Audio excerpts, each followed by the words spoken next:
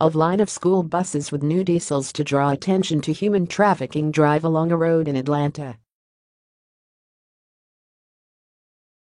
Sarah Morgan AP, by Vanessa Buch and Mark Daku. January 11 at 6 a.m. Friday is Human Trafficking Awareness Day, a time dedicated to reflecting on the fact that an estimated 43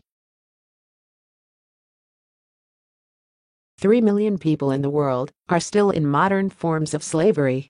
The United Nations defines human trafficking as the recruitment, transportation, transfer, harboring, or receipt of people by improper means, such as force, abduction, fraud or coercion, for an improper purpose, including forced labor or sexual exploitation.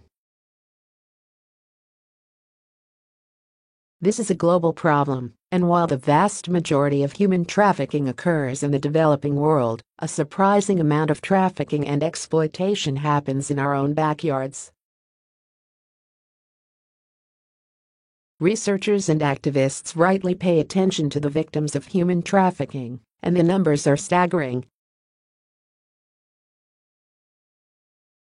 Polaris, a nonprofit organization that contracts with the U.S. government to run the National Human Trafficking Hotline, has been collecting data on human trafficking victims since 2002 and has identified approximately 21,000 victims in the United States. However, trafficking victims are only part of the whole story. With funding from a Department of Justice National Institute of Justice grant, one of us, Vanessa Buch, collected data on over 900 federally prosecuted human trafficking cases, including demographic data on the offenders in these cases. Here's what we found. Some types of trafficking are prosecuted more heavily than others, and young, black, male traffickers are more likely to participate in those kinds of trafficking.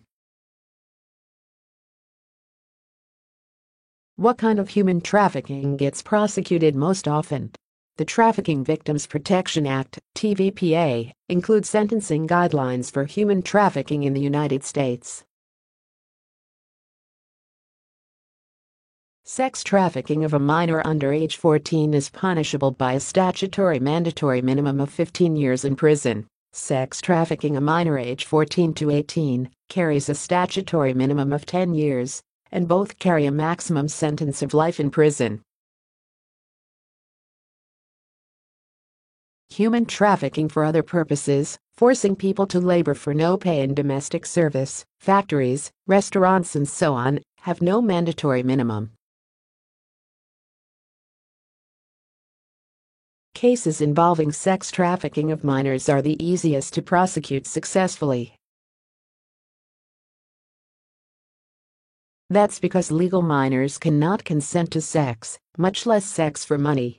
Prosecutors merely have to prove that the trafficker offered a minor for sex. There's no need to show evidence of force, fraud or coercion, as there is to get a conviction for other forms of trafficking.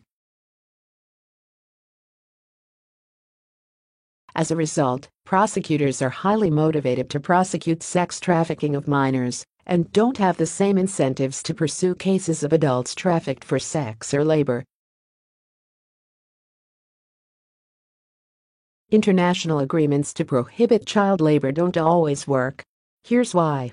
The TVPA then gives the Justice Department clear guidance about which kinds of trafficking are the highest priority. Sex trafficking of minors is most important, and labor trafficking is least.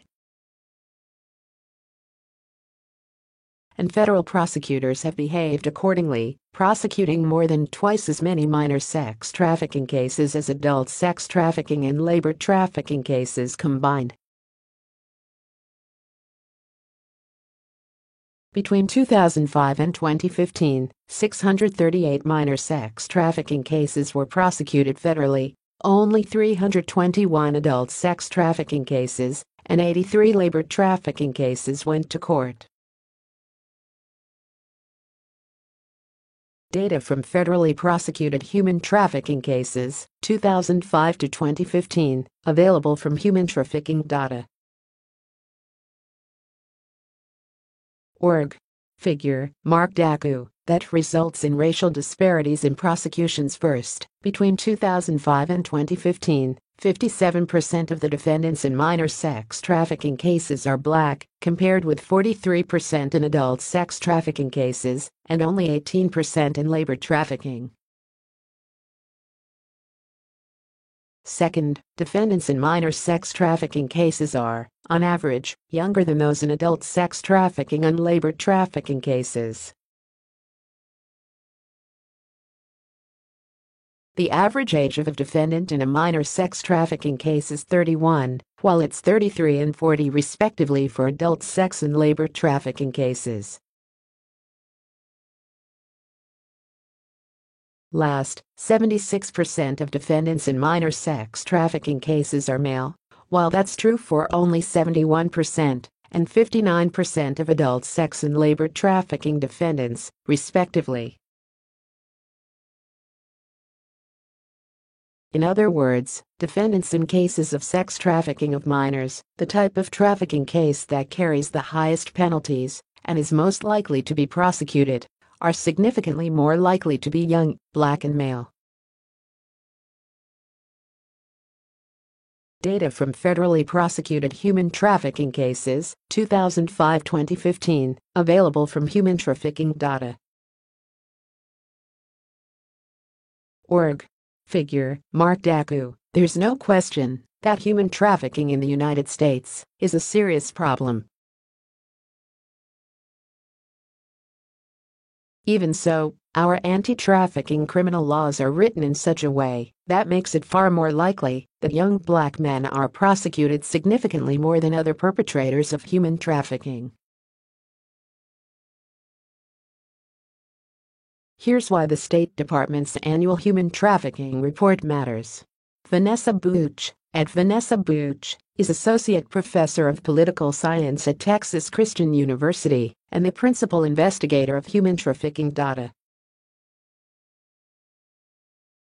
Org.